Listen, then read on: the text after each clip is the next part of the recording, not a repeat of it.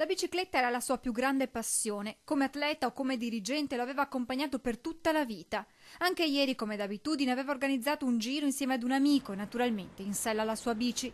All'altezza della rotonda di Fener, la tragedia. Renato Beraldo, dirigente della Federazione Ciclismo, si è accasciato a terra. Inutili soccorsi. Se n'è andato così, all'improvviso, colto da un infarto. Aveva una grandissima passione per il ciclismo ed è morto in bicicletta. Almeno possiamo solamente dire questo, la bicicletta dall'inizio fino alla fine. Beraldo, 63 anni, architetto di Castelfranco, era partito dalla base come atleta della gloriosa Giorgione, poi ne era diventato vicepresidente. In seguito era entrato nel consiglio del comitato provinciale e per 3 mandati era stato vicepresidente provinciale.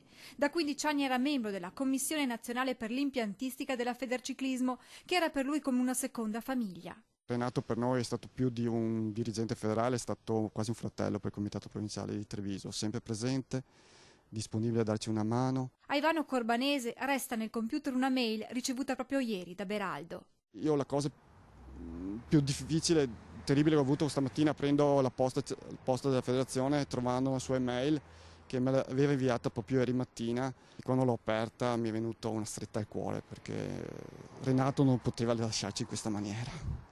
In questo periodo stava collaborando con la Federazione Provinciale di Treviso per un progetto di percorsi ciclabili per gli atleti, un'idea che verrà portata avanti proprio in ricordo di Beraldo. Continuiamo col progetto dei percorsi ciclabili e questi vorremmo intitolare a lui.